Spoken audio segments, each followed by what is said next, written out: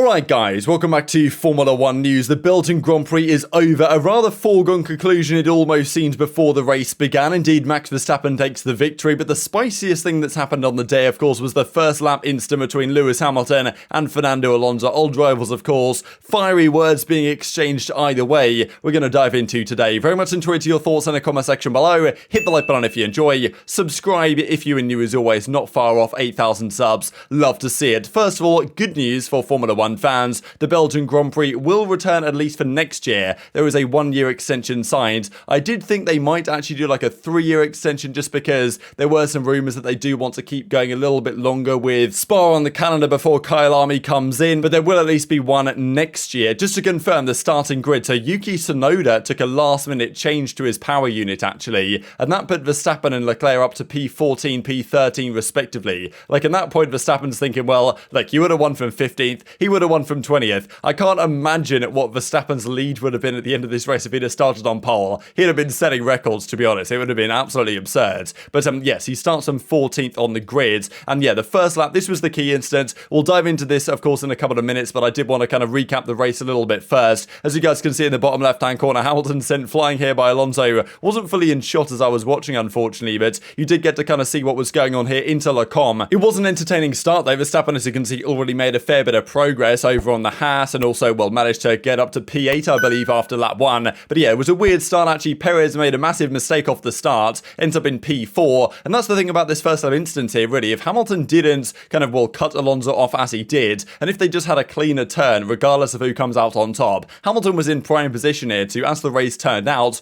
probably get a podium here, and Russell almost had the pace to do it over Sainz, didn't quite have what it took in the last few laps, but Hamilton had slightly better pace in quali, better pace in races recently. I'm sure Hamilton will be ruining this incident just because he's usually the first, well, in order to finish first you've got to finish type guy, makes very few mistakes like this. Rare for it to happen lap 1, but I mean, yes, Alonso versus Hamilton, it's a tale as old as time, and I feel like this wouldn't have happened with other drivers. It's just how it seems to be when Hamilton and Alonso collide, and yeah, battery Voltas has been on fire as always with the memes. This is honestly a pretty fantastic shot, but yes, effectively, it was Hamilton was doing the here comes Sebastian Vettel round the outside. Like, I think the Alpine have been running a fair bit of downforce despite usually having a good top speed. Hamilton knew coming out of turn 1, he had a good chance to make this move happen into Leclerc.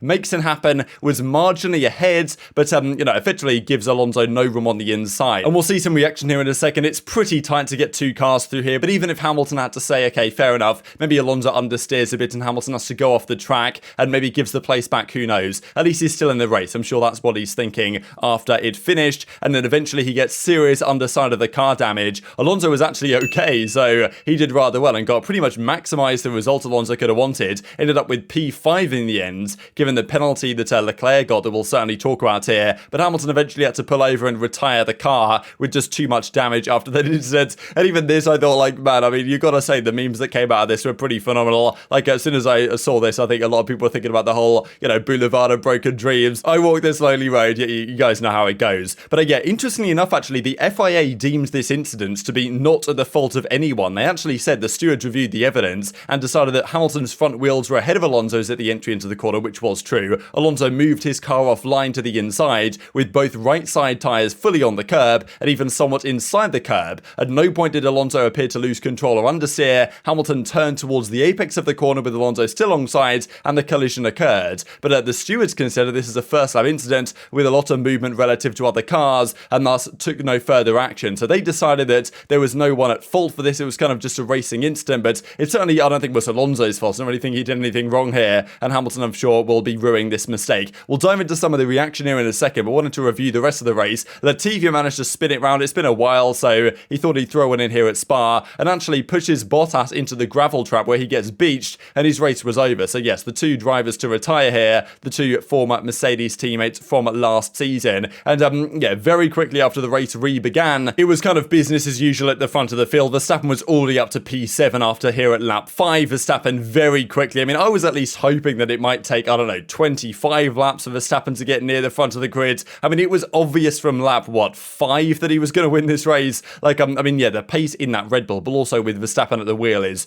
just immense at the moment, especially around Spa. George Russell just can't defend. The thing is with Verstappen as well, like, everyone knew what he was going to do. So no one's going to try and defend, really, because there's no point defending against Verstappen. He's going going to get you anyway, so you might as well just let him through. So it definitely makes it a little bit easier for him to work his way through the field. Quite quickly gets past his own teammate Perez as well. Max started on the softs, which proves to be an inspired decision again, because, I mean, the hards did work, but, you know, the one stopper was never really an idea here. And I'm kind of surprised really that the hards weren't given more time of day early on in the race, just because, you know, maybe a medium hard strategy, a one stop could have worked if the tyres had been looked after more, because with the heat as it was on the day, I thought that it would be maybe more easy to get the hards fired up, as it turned out to be. The Verstappen starting on the softs obviously worked out rather well, went a little bit longer, eventually has to come into the pits, but with new tyres gets Sainz no problem at all, and Sainz was just struggling hard. Honestly, the Ferraris, I have no idea where their pace went. We'll talk about it later today, because, I mean, yeah, Leclerc was nowhere today, and Sainz was really struggling. Eventually, Russell pits for new hard tyres. He does close the gap a little bit to Sainz, doesn't quite get the move done at the end, though. Was a couple of laps short, maybe, and honestly, he was closing like a second a lap, and then the pace just vanished effectively, so maybe the tyres ran out of gas a little bit. But credit to Alex Albon, right? Williams have just built a rocket ship in a straight line. They can't go around corners, but you know, that works here around Spa. There was a massive DRS straight behind Alex Albon, but he holds on for P10 at the end, so congratulations to Williams. But yeah, Max Verstappen, right, we basically didn't see him from lap 18 to the end of the race. He just dominated it, and I mean, yeah, that Red Bull looked on another level this weekend, and it's certainly an ominous sign that the fact that Max Verstappen has, what, a 93-point advantage in the championship. He could be on pace to break the all-time record for, at least in the modern era of points, for a championship victory, which, or at least in terms of points tally, which I think is Vettel back in 2013. So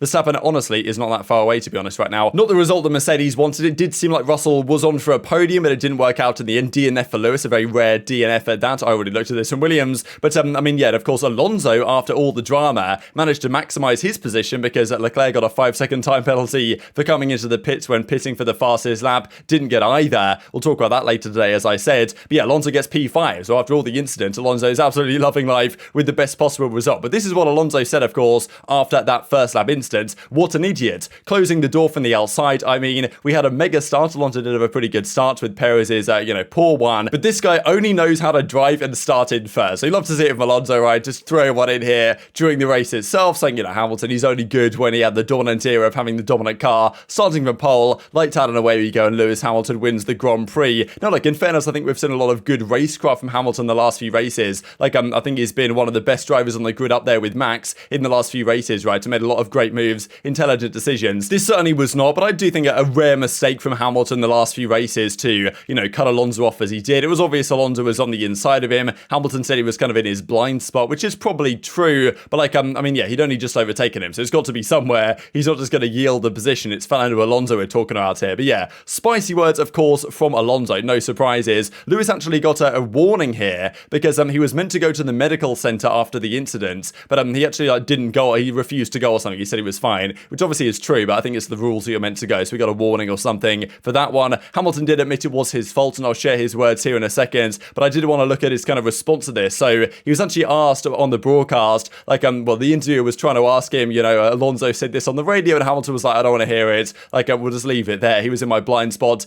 didn't leave him enough space, and admits that, you know, it was his fault. Sorry to the team and all that. And then actually was talked about with Alonso's kind of words, and he said, look, I don't really have a response to it. I know how things feel in the heat of the moment. It's nice to know how he feels about me. It's better to be out in the open. Looking back at the footage, he was in my blind spot and I didn't leave him enough space, so it was my fault today. And just so sorry to the team. He said on his radio, and I know at the time the adrenaline is flowing, he said on his radio that you only know how to... Sorry? It doesn't really matter what he said. Okay. I don't really care. Like I said, it was my fault. I couldn't see him actually, so he was like right in my blind spot. He now saw the incident and he takes the responsibility, which is obviously very nice from him. And it was a lap one incident, nothing really to say there. Or the stewards, you know, they didn't say anything because these things happen, especially in that corner. It happened in the past. I remember also with Luis and Rosberg, the same thing. So it's a tricky corner. I was frustrated in that moment for sure. Every time we start in the first row, second row, or we are fighting top two, top three, there is something going on. yeah, I was frustrated, but luckily my car was very strong and nothing happened. I could continue. Luis was had not that luck, and he had to retire the car. Just to throw in a couple more things here actually as well, Hamilton has just mentioned the following, saying that he would have actually spoken to Alonso, apologised in person, right, and all this type of stuff, and he says, no, actually, no, not going to do that at all, not going to go and apologise in person. I would have done until I heard what he said. So, I mean, yeah, this stuff never ends. Alonso actually did come out and say, I was surprised at the incident. He now saw the incident and takes responsibility, which is nice of him. A lap 1 incident, nothing more to say. It's a tricky corner. I was frustrated for sure at the time. So, I mean, look, Alonso's not going to be too mad finishing P5 at the end of the day. But this might write off Hamilton's chances of really contending for those kind of points in the championship, because now Russell gets more points, Sainz, Perez all scored well today, and Hamilton didn't, right? So, you know, he's obviously going to, as he says, laugh it off and, you know, make sure he can focus on next year's championship, but of course not ideal. And that's the thing, despite the upgrades that Mercedes brought here, and in fairness, their pace was comparable, if not better, than Ferrari's, at least in the hands of George Russell, and you'd imagine Lewis would have been similar, if not marginally better. The pace was there with Ferrari, but Red Bull were just so far clear, it wasn't even funny, to be honest. Like, it was just such a wide difference between Verstappen especially, but even Perez and the rest of the field. And Leclerc was honestly nowhere near, like, Russell. He couldn't close in at all, despite the fact that, like, Russell was just pulling away from Leclerc lap after lap, which was also a surprise. So maybe the upgrades from Mercedes have worked, and maybe that technical directive has hurt, you know, has hurt Ferrari much more than it's hurt Red Bull, you could argue. But the fact of the matter is, Mercedes were further away from the victory this weekend than they have been in quite some time. So, you know, it makes for an interesting latter half of the season. But very much intrigued to your thoughts in the comment section below. Hit the like button if you enjoyed. Subscribe if you are new. Take care of yourselves, and I'll see you next time.